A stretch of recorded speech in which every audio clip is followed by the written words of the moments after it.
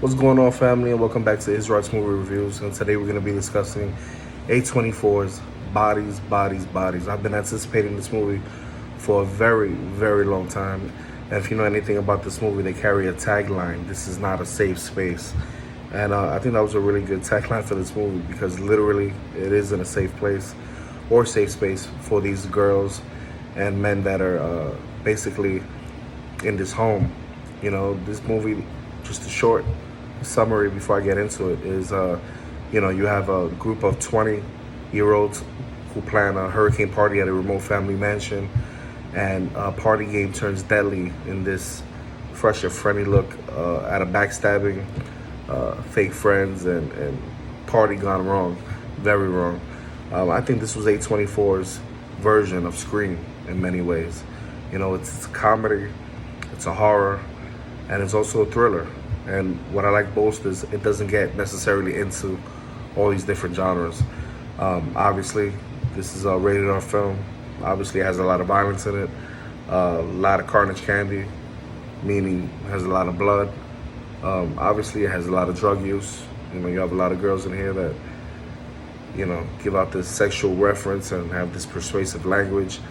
And I thought it was pretty cool. You know, the name of the movie was basically after a game that was played in a movie that was based on commonly played improv jokes and banter. And it was called Murder in the Dark. And they came up with this name, Bodies, Bodies, Bodies, I guess because in this movie, they definitely pile up. In this movie, you have Amandla Stenberg from Colombiana, from The Hate You Give. She plays Sophie.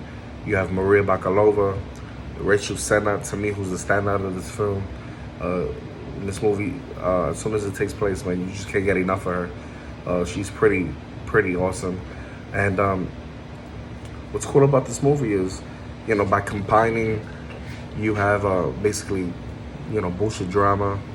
You know, you have that deadpan humor and terror of different emotions that are going through the movie. I love the way the filmmakers effortlessly straddle this space between comedy and horror, like I mentioned before, never quite tipping their hand too far into the other genre, which I liked. They kept it pretty much a mixed bag, but they don't mess up the flow or the feel of the movie.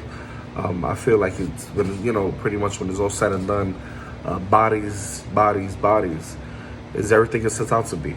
You know, it's a romp of a good time.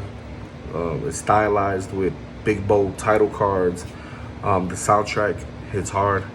I think fans of this genre might struggle to fully buy into this film because it does have this slasher intrigue, but sometimes the comedy and the thrilling aspect, you know, could take the film at times. But it will be difficult to deny the strength of the performances. You know, the performances, I think, were great. The director definitely kept in line with his vision. You know, this was a movie with its restless camera movement and improv style acting, and basically this general over-dramatic, rambunctious stage set by, you know, John Cassavetes. For this age of Instagram, I think this movie is definitely set out for millennials. You know, the movie's direction is very smart, gives the film a very paranoid tone, consistently whipping us back and forth between characters, which I like. They keep you very invested in majority of the characters.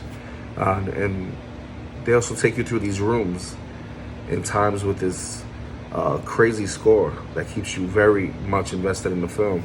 The film plays with cinematography and light in a way that also, to me, aids and elevates the unnerving suspense that's going on, especially you as the audience. And you're always wondering what's around the corner. And when the movie's monster shows his face, I think you'll be surprised, genuinely. You know, as this process unfolds, you know, the directors, Rain and the lab, you know, they manage some moments of chivalry, suspense. You know, Rain makes expressive use of the house, tearing up staircases and down these shadowy corridors with this crazy abandon. I love it. But narratively, the film grows pretty repetitive. I think the movie could have been a little shorter. Some version of the same arguments taking place in one dark room after another. It can get a little tedious at times. And movies like this is a whodunit kind of film, and it requires so many moving parts to be placed with and to be worked with. Ultimately, the script isn't as strong as you would like, and it needs to be a little more thought out if they end up doing a sequel. I don't want to spoil things, but hopefully they take it and they turn it into an ambitious sequel if they do go ahead in that direction. The game in this film is a fun one, but you might feel a little cheated once it's over. I feel like Bodies feels like A24 trying to basically satisfy these kids now in this generation. It goes by very rapidly. I feel like it's a very successful attempt to reel in a contemporary Instagram, Facebook kind of influencer crowd, enjoying its feels, partially dependent on one's familiarity with, celebrity and pop culture and the intricacies of fake news, tabloid news, and this ever, evolving landscape of political correctness. I feel like it has a lot of social commentary. But you guys might definitely enjoy it. Go check it out. I gave this movie a 6 out of 10. But that's pretty good for what it is. Peace.